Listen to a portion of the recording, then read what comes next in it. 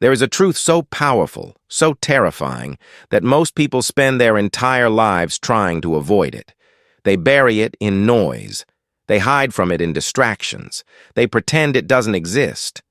But the Stoics, they did the opposite. They stared it in the face. They whispered it to themselves every morning. They carved it into rings, painted it on walls, and kept it close to their hearts. Memento Mori. Remember, you will die. This is not a threat. This is not a curse. This is a gift, a reminder that life is slipping through your fingers every second, and you have no control over when it ends. Most people live like they are immortal. They wake up, rush through their day, chase money, attention, desires, all while forgetting the most important fact of existence.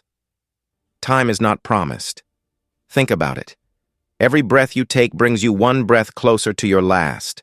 Every sunrise you witness is one less sunrise you will ever see. You don't know how many heartbeats you have left, only that they are running out. But what do we do instead of facing this truth? We scroll. We compare our lives to strangers. We stress about opinions, likes, followers. We fight over meaningless things. We say, "I'll start tomorrow. I'll be better one day." But one day is not guaranteed. There are people who went to sleep last night planning their future, and this morning, they never woke up. The Stoics knew this. They saw soldiers die in wars. They watched plagues wipe out families. They stood in the middle of burning cities. And from all this, one truth remained. Life is short. Death is always near. But instead of collapsing in fear, they asked a different question. If I cannot avoid death, how should I live? Epictetus, born a slave, said, "You are a soul carrying a corpse."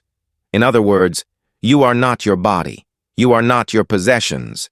You are temporary consciousness, wearing fragile flesh that will one day return to dust. Marcus Aurelius, emperor of Rome, the most powerful man on earth at the time, wrote in his journal, "You could leave life right now." Let that determine what you do, say, and think. Imagine that. The ruler of millions, reminding himself that he could die at any moment, no different than the slaves who served him. Why did the Stoics embrace death? Because death made them free. Free from fear, free from ego, free from wasting time. They believed death was not to be hated, but honored.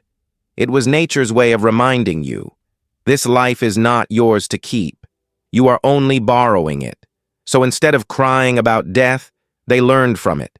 Instead of waiting for time, they used it. Instead of fearing endings, they began living with purpose. Let me tell you a story. There was a man who worked every single day of his life, saving money, saying, "Someday I'll travel, someday I'll be happy, someday I'll live." But that day never came. At 58 years old, he died of a silent heart attack. His dream was inside him, but he never lived it. He didn't run out of dreams. He ran out of time. Death is not the tragedy. Wasted time is. The Stoics didn't study death to be morbid or dark. They studied it to awaken themselves. Seneca said, "It's not that we have a short life, but that we waste much of it." Think about your own life. How many hours have you spent arguing, scrolling, overthinking, trying to impress people who won't even come to your funeral? Let that sink in. One day, people will stand around your grave. They will cry, or maybe they won't. Your phone will go silent. Your social media accounts will freeze. Your clothes will remain in your closet, untouched, while the world continues without you. Cold, maybe, but real. So ask yourself, are you living or just existing? What if I told you that tomorrow, at sunset, your life would end? What would you do today? Would you still waste time scrolling? Would you stay angry at someone? Would you still wait to say, "I love you"? Would you still be afraid to start that dream, that passion? Or would you? Finally call your parents and say thank you. Forgive people, not because they deserve it, but because you deserve peace. Look at the sky and realize it was beautiful all along. Would you inhale the air like it was a miracle? Would you live fully? The Stoics believed, if you live each day as if it were your last, one day you'll be right. This philosophy is not meant to make you sad. It is meant to wake you up. So how can you apply it? 1. Morning reminder. When you wake up, whisper to yourself, I might not see the end of this day. So how will I live it? This isn't pessimism, it's power. 2. Night reflection. Before you sleep, ask, if today was my last, would I be proud of how I lived? 3. Let go of petty things. You don't have time for drama, gossip, jealousy, or hate. None of it will matter when your time comes. 4. Love deeply, but let go easily. Hug your loved ones like it's the last time, because one day it will be. 5. Stop waiting for the perfect time. There is no perfect moment. There is only now. Without death, life would be meaningless. If you knew you would live forever, would you cherish a sunrise? Would you care about love? Would you be brave? It is the very fact that everything ends that makes it precious. The sun sets, flowers wilt, lovers die. That is what makes them beautiful. When you look at life through Memento Mori, you don't become sad. You become awake. You start to notice textures, voices, laughter, warmth, the way sunlight hits a window, the softness of morning air.